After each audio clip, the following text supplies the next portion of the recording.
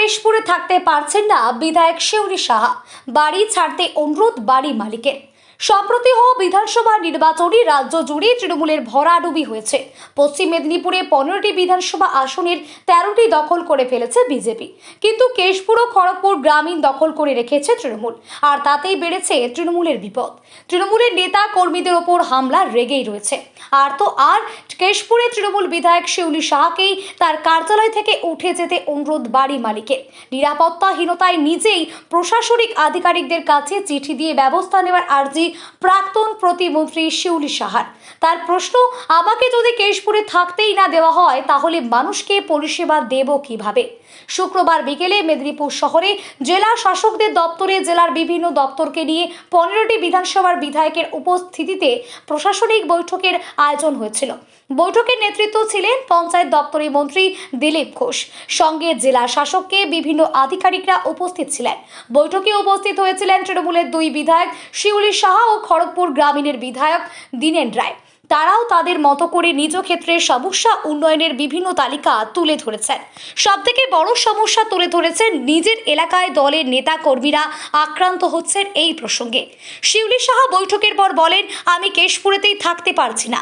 আমাকে সরাসরি কেউ কিছু আক্রমণ না করলেও আমার বিধায়ক কার্যালয়ে পোস্টার ব্যানার ভাঙচুর ও ছিঁড়ে দেওয়ার ঘটনা ঘটছে। বিভিন্নভাবে বাড়ির মালিককে চাপ দেওয়া হচ্ছে আমাকে তুলে দেওয়ার জন্য। আমাকে বলা হয়েছে সেখান থেকে চলে যেতে। আমার দলের নেতা কর্মীরাও আক্রান্ত। আমাকে মেদিনীপুরের মিটিং অ্যাটেন্ড করার জন্য কলকাতা থেকে আসতে হচ্ছে। কেশপুরের সাধারণ মানুষ সার্টিফিকেট সই করানোর জন্য কেশপুর থেকে মেদিনীপুরে এসেছে আমার কাছে। আবার এখান থেকে কলকাতায় চলে যেতে হবে আমাকে। আমি যদি কেশপুরে না থাকতেই পারলাম তাহলে কেশপুরের মানুষকে পরিষেবা দেব কিভাবে? প্রশাসনকে পুরো বিষয়টা জানিয়েছি। সমস্যা তো নিশ্চিত। আমি তো ডাইরেক্ট কলকাতা থেকে মিদনাপুরে আসছি। কেশপুরে এখনো আপনারা জানেন ঘরছাড়া আছে। কেশপুরের মানুষের উপর ফিজিক্যাল টর্চার হচ্ছে, হসপিটালাইজ হয়েছে।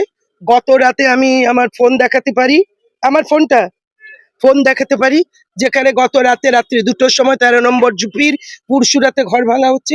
একটা বাচ্চা মেয়ে ভিডিও করে কাঁদতে কাঁদতে পাঠিয়েছে। এরম পরিস্থিতিতে আমি ডিএম কে জানিয়েছি, এসপি কে জানিয়েছি, কাজ করছেন। একটা নর্মাল সিচুয়েশনে ফিরে আসা উচিত, ফেরানো উচিত। সুশাসন দেবেন বলেছেন।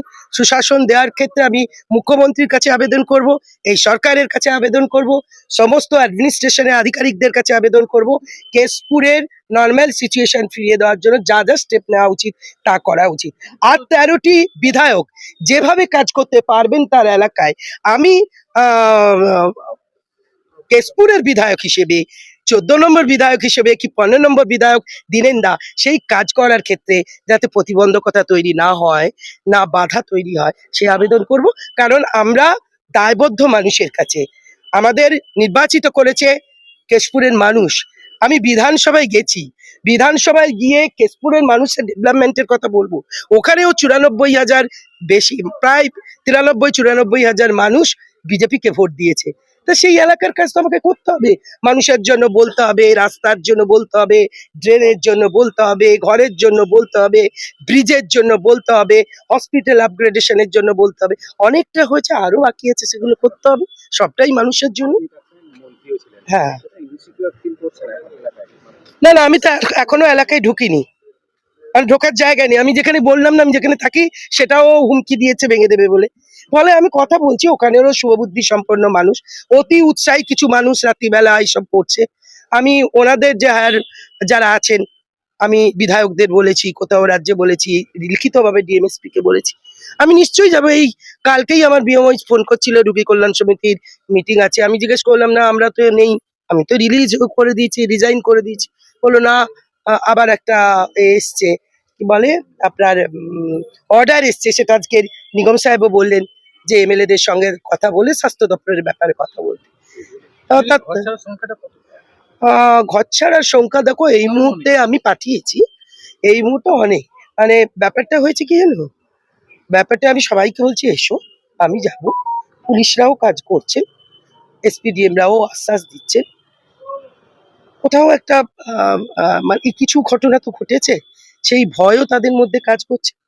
আমি ওখানকার যারা বিজেপির লিডার আছেন, আমি তাদের কাছে অনুরোধ করব যে নর্মাল সিচুয়েশনে ফিরিয়ে দিয়ে পঞ্চায়েতগুলো কাজ করতে পারুক, পঞ্চায়েত সমিতি কাজ করতে পারুক, এমএলএ কাজ করবে। এমএলএ তো আর ঝান্ডা ধরতে যাবে না ওখানে, এমএলএ তো আর ঝান্ডা নিয়ে মিছিল করতে যাবে না। এমএলএ কি করবে? এই যে এসছে এই মানুষটি, আপনারা দেখুন, ও আমার কাছে সার্টিফিকেট আনতে এসছে। ওকে দৌড়ে আসতে হয়েছে, অসুস্থ, দৌড়ে আসতে হয়েছে মিদনাপুরে, মানে আমি কেশপুর যেতে পারছি না। তাহলে আমি কেশপুর গেলে এদের কাছে দিতে পারি, দিতে পারি। আমি আর একটু আগে আমার আদিবাসী 2জন চাকরি পেয়েছেন, ওদের কিছু একটা ডিপার্টমেন্টে যেতে হবে, তার লোকাল এমএলএ সই চাই। ও এসছে এখানে 15 নম্বর জিপি 2 আদিবাসী ভাই এসছে, আমি এখানে সই করে দিলাম। না, আমাকে ডাইরেক্ট হুমকি কেউ দেয়নি, তবে আমার বাড়িওয়ালা বলে দিয়েছেন যে আমাকে হুমকি দিয়েছে, এসছিল, কিছু ফ্লেক্স ছিল, ভাঙাভাঙি করেছে, ঘর খুলতে বলেছে, জোর করেছে। আমি ওসিকেও জানিয়েছিলাম, তো বলেছে যে ম্যাডাম আপনি ঘরটা চেঞ্জ করে নিন, এখানে সরিয়ে দিন। তাহলে আমাকে যদি কেস করে থাকতেই না দেয়, তাহলে আমি পরিষেবা দেবো কি করে?